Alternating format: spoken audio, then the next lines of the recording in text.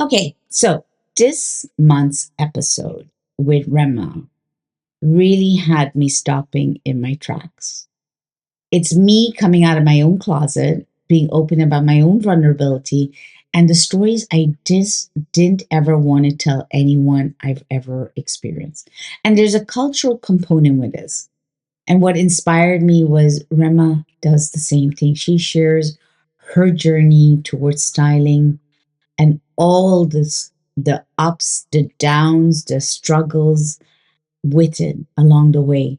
And I was left wondering how many women out there are still going through this that we faced at different time periods of life. She experienced it in a different decade than I did, but the stories just still sounded the same. I look forward to sharing this week's episode. And if you find my episodes interesting and you find that they can inspire someone out there, do share it out, do subscribe. It helps us grow, it helps us reach audiences that we don't realize could really gain from just listening to this one story. Enjoy this week's episode. How did you get into what you do and why you do it? I'm an Indian born and brought up in Saudi, coming from a very orthodox family. At my younger age, I was this tomboy, always playing around, excellent with my studies, a person who never held back things, and I spoke for everyone around my friends, everyone. I was like a lawyer, an advocate. Mhm. But at the back end, I could sense from a very small age this biasness, gender biasness. You're a girl, you are confined, you have certain rules. And cut to, I see these rules completely opposite. Like boys were given too much of freedom, they were not questioned. Mhm. Then, as I started growing up, I still didn't I didn't just hold on to these things because I was growing up and kids, they either hold on to it or they just leave it. So I was absorbing, but at that point I was so into my studies, into activities. But very slowly these things started to embed in my soul. I could see biasness in my relatives also. I had a Give cousin an of example. I had a cousin of my age. Color comparisons came in. I'm a Color dark comparison. Yes, I'm a dark skin tone and she's light skin tone. Bless her. I could see in the way my relatives used to talk to her was so calm, so good. And when they turned at me, it was like, okay, how are you? Good? Fine, that's it.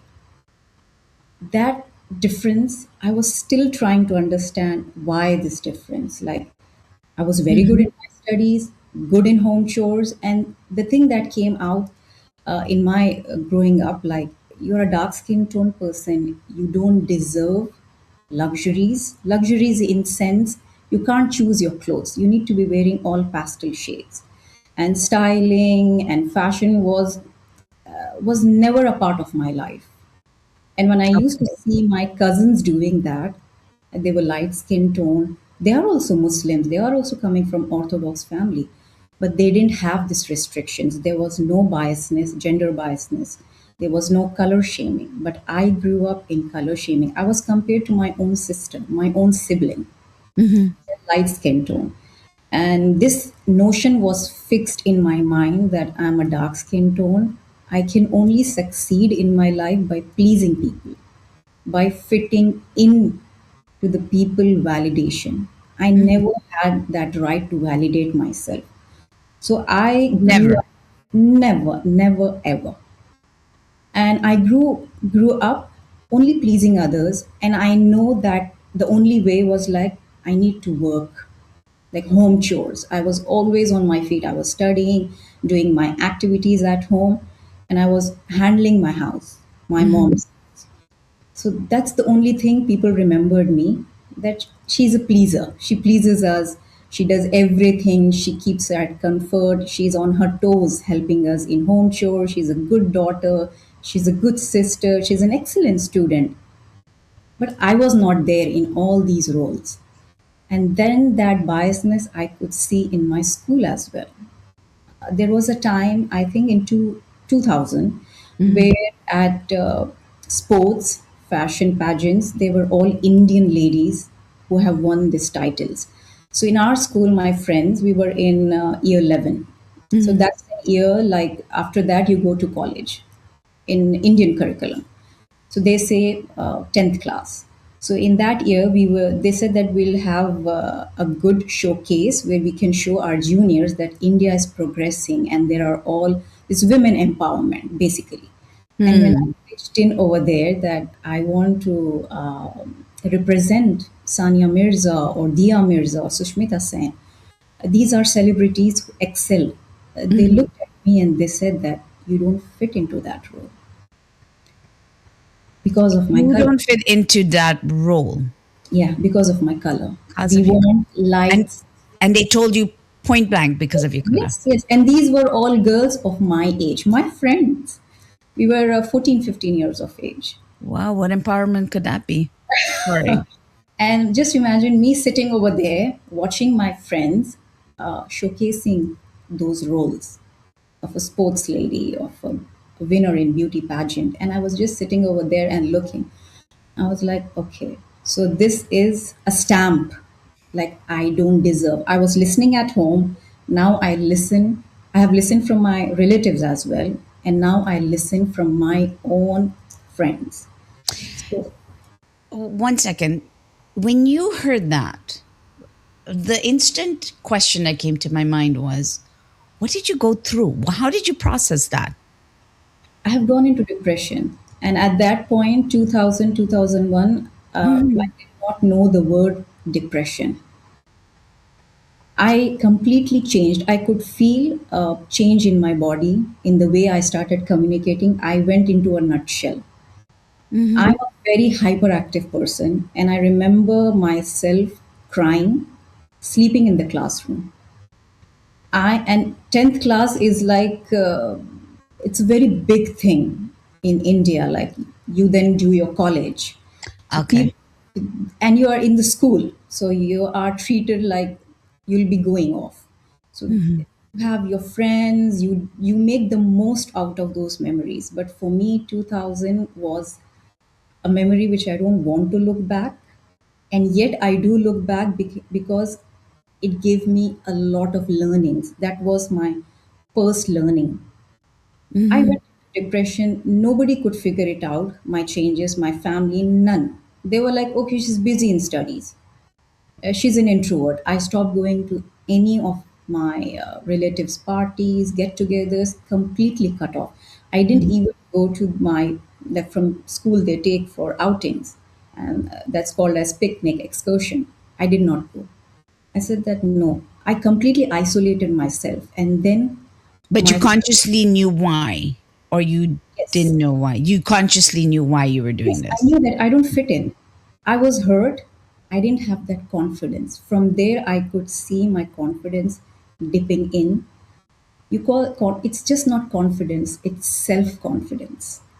I didn't have confidence within myself because I Mhm. excelled in everything, in my academics, in creativity, art, sports, everything. But I failed in holding myself. My soul, my spirit, my own image was scattered. Mhm. So, what could I hold on to is helping my mom doing the chores at the best, Mhm. overusing my body, continuously doing work, studying. I only knew two things in my life: studies and household chores. Apart from that, I never knew anything. And the more I grew up, the more I went into my nutshell. And then anxiety started to trigger in. I could feel that previously I used to go talk to my relatives or my neighbors or my friends. I Mhm. started to isolate myself. I was not able to vocalize my feelings. Else, I was a person like, yes, I'm feeling this, I don't feel good. And became overly sensitive. I used to cry at a snap. I was not able to vocalize, and how I was able to let it out was only tears. I only knew that language. And so Yeah. So people. people started to call me difficult to handle. Mm. She's overly sensitive. We can't. She's an emotional person. It's difficult. Sadist, pessimistic. I've heard. I have grown up hearing these words, and from all my friends, and love them. But yes, from them. You know, you actually bring me back to my own childhood. You remind me of my childhood. Different scenarios though, because I am the lightest skinned of my sisters. I get poked around, like my sisters make fun of me. They're like, "Yeah, you're the light one skin," and I kind of understand where it was coming from, because there was not from my mom and dad as much, but Yeah. from my aunts. They were very like, "Oh yeah, they're, Kirti's the light colored one, and how pretty is that?" And I think I should have been like you. I was remembering when you said judge, I was like, the justice side of you kicks in. Yeah. Yeah. And I was like, I had the other way. I was like, why are you diminishing my sisters? I used to get so angry about it, because I just thought you don't treat people less than Yes. that. But I also remembered, because I was overweight, my uncle used to always come and tell me every time he flew in, he was always reminding me that I was never going to find a husband because I was fat. So I was at that precious age that you were talking about. I just went into my shell. And you said something just now, and I was like, that was it. It was, and your journey and my journey look similar in the way that we were told being sensitive, you were taking it out, but it's about not having the narrative to be able to talk about something difficult. And that was for me my journey. I went to learn how to have difficult conversations. I just didn't know that that was my driver. So what was your driver from that moment that led you? Did that lead you straight away to do what you're doing? No, for a very long time, because my journey didn't end over here. It was then next stage after completing my studies. She'll not get married. She'll not get a good husband. She's dark skin tone. They did not comment a lot on my body at this point. Mm-hmm. And that struggle was a lot on my mental health to find a partner. Because we have this in India, matchmaking ladies. They come down, they used to look at me That and they used, Netflix lady. yes, yes. Okay. Yeah, and they used to look at me and like, difficult. You need to pay a lot of dowry then. As bad as the lady on Netflix. No way. And they used to look at Okay. my sister and they used to say that, wow, she's light skin tone. And look, she got married and she's blessed with a child. And there were many proposals which got rejected because I went and I sat down and my sister came and they were like, are you two really own sisters? I have grown up listening to this comment, are you both own sisters? Oh, talk about comparisonitis. Oh, yeah. And for me, it was a normal question. Now, when I look back, it was really being very unkind. How can you judge a person on colors? Yeah. My But again, daughters, but sisters, it's like yeah, yeah. sisters, and then it can potentially divide people. Yes, and in that relationship, you get a lot of problems in siblings. She's treated Yeah. in another way, and I'm treated in another way. You get that hatred feeling. You get that competitive thing like she's Hmm. privileged, why am I not? And that leads to a lot of damage to your mental health. Either you become a rebellion or you shut yourself down. Have shut myself down because I'm not a rebellion. At these things, I'm not, at that point, I was not a rebellion. I was like, no, I cannot just stand and say that, how can you talk to me like this? Because I accepted it. Because I Hmm. never had that self awareness. I was like, okay, I'm this way and this is not a good way to be. Hmm. And cut to that when I got married. And now just imagine 21 of years of age, I have been listening to all these things and I am molded and made in a way to just say yes, no desires to dress myself in a certain way because I relied on my mom, my sisters, anyone else than me to choose clothes for me. So what would your clothes look like, for It example? was all colors, pastel shades, anything which my mom bought, and it was traditional wear. Though my oldest sister and my mom, they were like, they used to make certain, at that point, they were a bit into fashion. Like my sister was very creative. She was like, okay, she can wear an orange color. She got married, she was a light skin tone. But when I used to look at those colors, I was like, no, I cannot wear this because it was prefixed in my mind. I don't deserve these lively colors. I only deserve pastel shades. But still, I was just working on an autopilot mode. They used to Mm. give me clothes, I used to wear. That's it. I You was never forced. questioned it. No, no, never, never, never. So you were never into fashion either. Zero. Even after getting married, the first thing my husband looked at me the second day, and he said that when I dressed myself in the clothes which were given to me, he said, "Are you really happy?" I said, "Yeah." He said, "I cannot see it on you because I was not given that training or that environment which showed happiness through the way you wear colors, because I was wearing all wrong colors, which gave me a very pale look. When you wear colors that goes against your undertone, you look flushed out, you look pale. You don't Yeah. look, you don't have that glow, and your discoloration, everything are quite prominent. Mm. At that point, I did not understand what my husband was asking me. He only kept asking me, "Are you happy?" And for me, what was fixed in my mind, I need to please my in laws, my husband by what? Doing work, by helping my mother in law, by taking the responsibility of the whole house, cooking, cleaning, everything. Because that was your That was the only way I knew I grew up. yeah. I never stood in front of the mirror and looked at myself and said that you look good. I just Oh. looked in the mirror to just fix my hair or put a moisturizer, done and dusted. That's the way. Yeah. I echo that one. I used to look in the mirror at when my lowest point and I hated how I looked and the mirrors kept breaking. I kid you not. That's when I realized how strong your energy from within can be. And I think I broke 4 mirrors in the space of 6 months at my lowest point. Yeah. That was a heck of a this is scary. But yeah, I get it. You had that So vent out system to break something and to vent out, right? I developed a system of harming myself. you harmed yourself? How? If you Yes. don't mind me asking. No, no, no, no. I harmed myself by not eating food.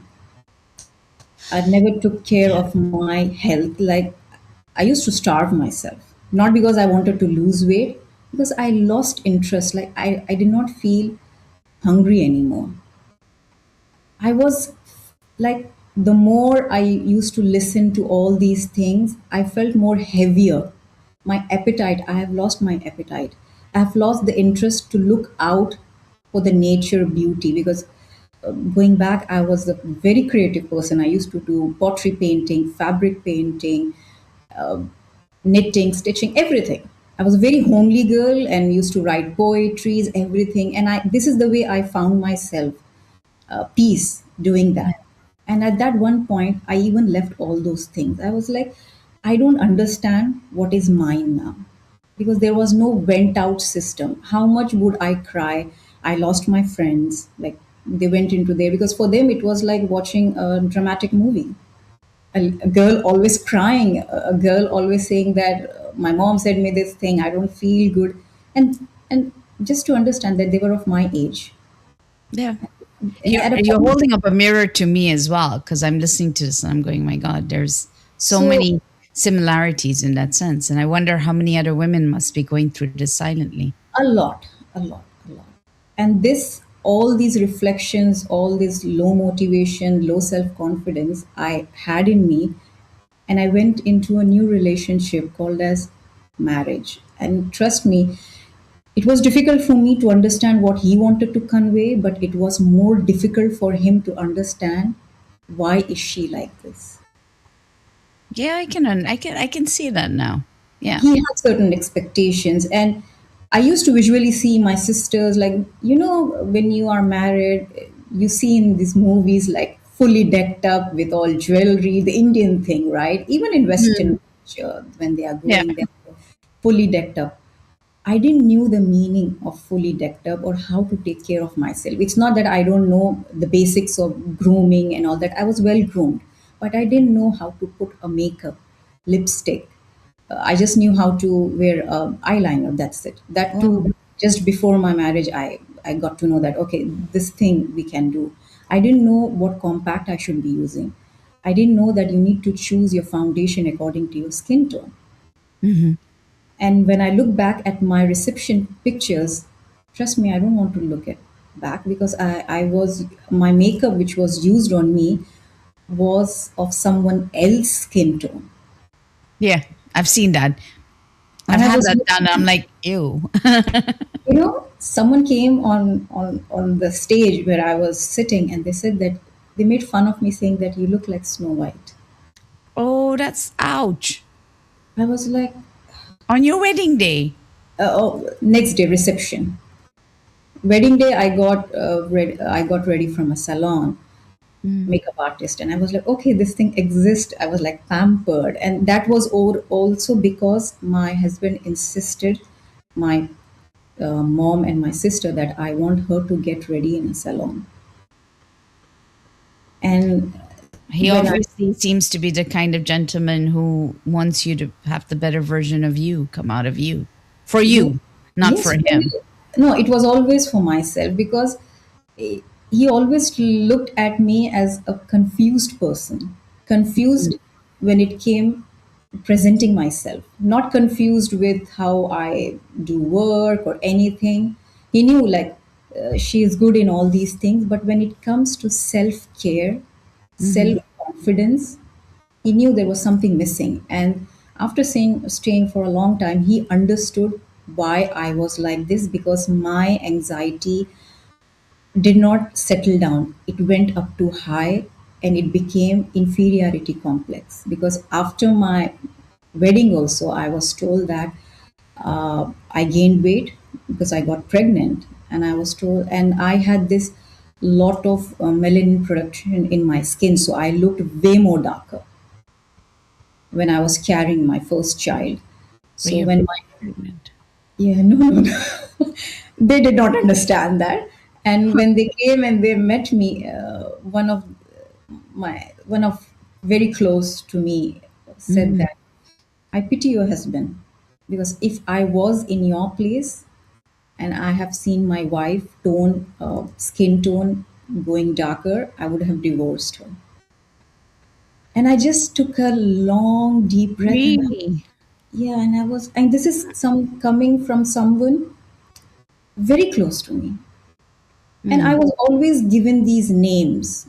I was not called out from my own original name. It was like, you look like this shaded person, this animal, like a crow. They never called me with my name. They used to attach me with something else, an object or an animal or something. And I was like, I was getting okay with it, because where do you stand up for yourself when you know 99% of voices are only speaking against you? Yeah. And And when my I know what you mean. It's very relatable. and my husband used to say that, why do they talk to you like this? This is not the way you talk. And I used to have this very confused state of mind, like, because I have grown up listening to all these negative talks. And when I used to listen one positive noise, one positive voice filled with love, I used to discard it. Yeah, because you grew up Yes, with normalizing. I think the word is normalizing negativity to the I point that it's normalized not body understood as shaming. negative. Yes, I normalized body shaming. I normalized skin tone shaming. I normalized gender biasness. I was like, yes, girl means they are categorized in this way, and this thing comes. And girl being a dark skin tone, Hmm. then you're not privileged anymore. And this thing gave me a lot of problems in my married life. because I was always second guessing, like, will this marriage stay? And I was second guessing, I was doubting that pure love coming from my partner. And I was equating it to that he's just adjusting. Because now we have a kid, he has to adjust. Now we have one more child, he has to adjust. And then the thing was that we stayed apart because he was working abroad, I was staying with my in laws. And then again, more, these noises never stopped, they only increased with different tone. The way my life was progressing, first is what it was, that you're a girl, you don't deserve anything, you'll not get married. Once I got married, it was like, you put on weight, you don't look nice, your husband will definitely cheat on you. Now the thing I was living is was whether he would cheat on me, or he's really loyal to me. And when you are in this confused state of mind, you're not. What was your age, by the way? My first child I had in 24. So you're In my, listening to all this noise at the age of 24 about your husband leaving you and yes, pretty much 24. I got married in January 24. I had my first child at the age of 24. And cut to, you see that when I have reached 24, that 23 good years, Mhm. I was something else. Because of that biofeeding, negative, I was completely a negative person. So where did that switch come? Where was that pivot point? It came when I completely thought that my marriage would end. Mhm. 22, 2022, I went into deep depression where we shifted over here in Dubai, and I was suicidal. So my husband and kids and me shifted over here, and he just said that, I have a makeover for you. I want to gift you something. And I was like, why? He was like, no, it's just a makeover. Because for me, makeover was, you do it for celebrities, you do it for certain privileged people, or there is a makeover of a house. Because I used to watch a lot of these shows. He Hmm. said that, no. I said, I'm not going over there. And he knew my mind. He said, I made the payment. And I was like, gosh, he has invested. When I went over there, I didn't know anything. I met the stylist. She came, she spoke to me, and she was just asking about me, like all the normal questions. And the moment I saw her and when she started questioning me, I just wept. I just vented out, Mhm. past. Now by 22, I was in my 37, 38. Mhm. My whole journey, all the traumas, everything in that 2 hours, I just kept weeping. And she Mhm. was like, okay, I do understand, because they have this protocol. Now I'm a stylist, so now I know that there is a protocol where you make the client fill in a form, like, at what stage of life are you, how are you really feeling, what Yeah. sort of image you want to create. And I did not have anything in my mind. It was like, I don't look good, I feel betrayed, XYZ told me this thing, I don't feel good enough, I just want to end my life. I had that pattern in my life. And then she said, okay, we'll do your makeover, but we need to get your head fixed. And I was like, Your really? wardrobe in your head needed some serious Yes, clearing my out there. head needed a fixing. So I was given this beautiful mental health coach. Styling was first step I took for myself. And primarily it was not me taking it, it was somebody, my partner, who was like, okay, she needs help now. He understood. When I had my mental health journey, I opened all the locked doors, which I have locked. I started to Mhm. open up that. And simultaneously, my makeover was going on. They came and they showed me the colors. My eye opener was that all the colors I was wearing was wrong.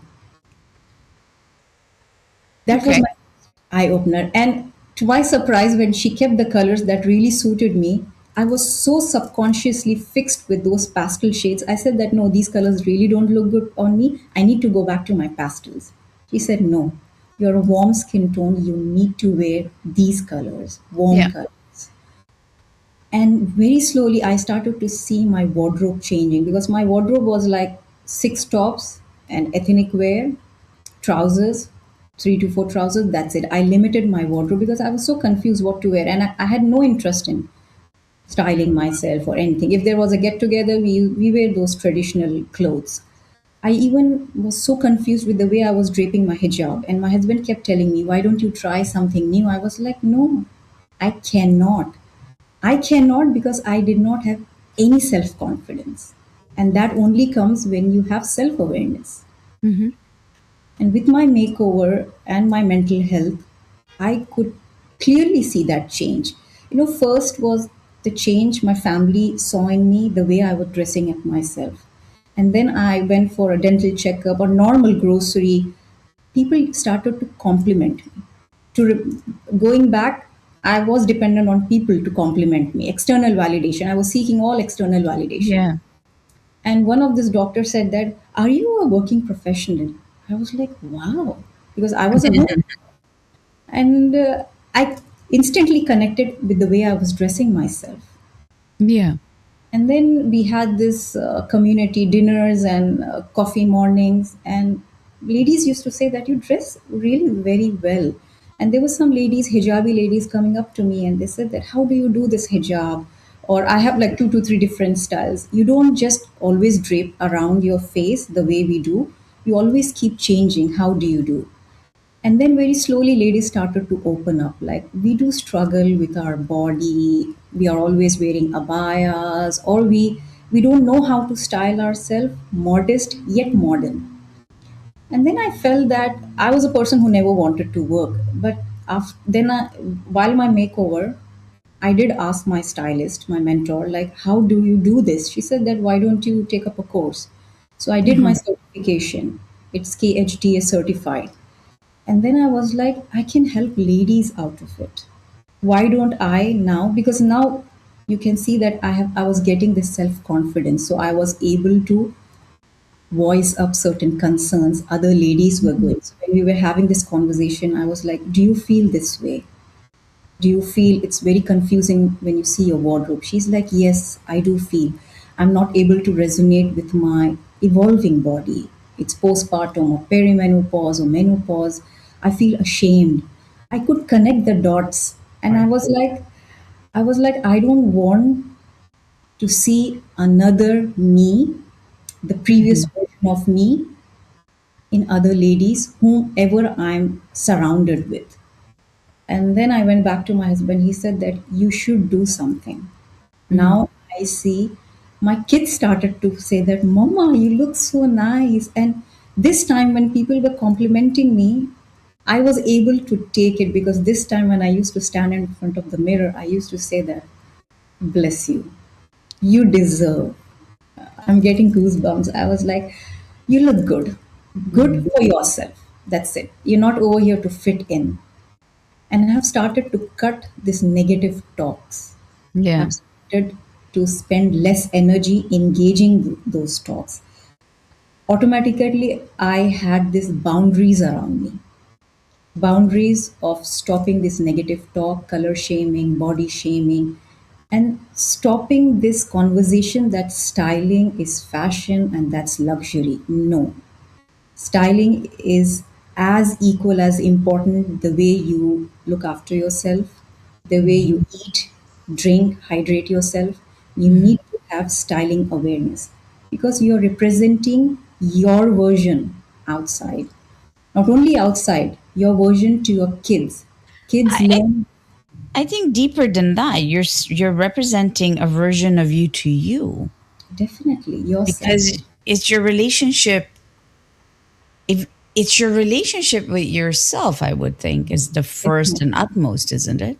The inner alignment, that's what I say. Inner alignment with your outer presence. You now have that connection, which was, for me, that connection was never there. Now when I connected, I could feel that groundness, that Mhm. calmness in myself. Else I was aggressive, impulse with my decisions. Either I was happy or I was sad. I never found that peace, that middle way. That middle road, yeah. I never had that. Now it doesn't affect me any harsh talk, because now I am content with the way I am. I'm satisfied. I think you've hit on the word. I was thinking about this yesterday. I put a post up on Instagram about um, the key to a key to. It's almost like the key to being content. It's not, we always say, "Are you happy?" And I go, "It's not." To me, I'm like, yeah, happiness is, to me, the opposite of happiness is sadness, right? So I think then they're temporary states. I find, like you said, for me, the most powerful word is in all of this is the word being content. Because when you're content within, or you're just content, you're not seeking anything, you're not comparing yourself to another, you're not over efforting trying to be something inside of you. It's just, yeah, I'm content, you That's know? what, the way you said sad, happy. This is what we are taught, right? Sad, Mm, happy, happy, sad. But there is a word called as self-contentment. I yeah, am self-content. All the things happening around me. It could be days it's not going good, some opportunities I'm missing, or some tensions going on. I won't react. My reaction with being self content at this situation would be definitely different from my reaction of being disconnected from myself. Because okay, when so you're yeah, so sorry. so when you're disconnected, your reaction is to the power of 10. You Yeah, react more when you're disconnected. When you're content, same mishap happens, you don't react in that way. You step back, you pause, you reflect, yeah, then you reply. yeah. So how does one, okay, so I can only take myself in this process, to fairness to others. Let's put it this way. I was at one point, I used to dress on perfect. I will not lie. I was like, when I had hit my 20s, I'd lost a lot of weight. I had hit perfect. Then I went into the whole yoga land. And I have to say, when I started doing yoga, it did no good to my styling. Actually, um, I ended up wearing jeans most of the time and leggings. Yeah, And as much as it looked nice to have gym clothes, yeah, it does something about you very deep inside. definitely. Then I had a rebellious stage in my late 30s where I was feeling very, very down. And like I alluded, um, the mirrors started breaking, but I was also putting on weight all of a sudden. And Mm, the doctors never, in those days, it was still not a thing to talk about menopause or perimenopause. mm, mm, Had a mm. hint about that I was into perimenopause, but the moment I'd mention it, everyone's like, "You're too young," and this and that. I was like, "But my body's changing." Yeah, So my clothes, already you're coming out of the whole yoga, so you've lost this self confidence, as you say. You lose your self confidence on what to dress, and then everybody else starts shopping for you because you've lost it. I stopped wearing makeup, and like you, I also stopped going out for events. I would just walk out of rooms. I would be like, okay, I'm done. And so I understand that entire part. And then I went into a phase of falling in love with myself, I call it, yeah, which means you go undergo the entire process. And now again in my 50s, I wake up and I'm pretty sure there's some things called menopause elves. I'm just sure of it because they add on some layers on your body overnight that you have no idea you had. And you could have bought clothes 2 weeks ago and then 2 weeks later they don't fit. they don't fit. But you go into a different phase of what should I buy? What shouldn't I buy? What fits? What doesn't fit? And the market, I don't think in terms of styling has gotten it down yet. So I'm going to ask you, Yeah.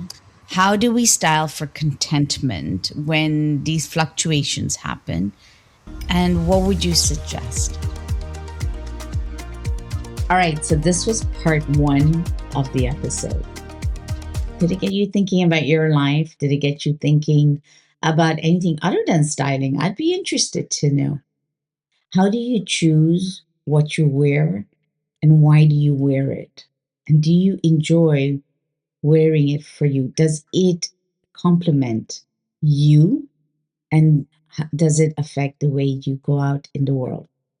Those are just some of the questions I would love to hear back from you. And I do hope you enjoyed this part one. Stay tuned for part two. And as always, be sure you're following me either here or on my Substack and get notified when we drop the next episode. Till the next one, have a good one. Take care.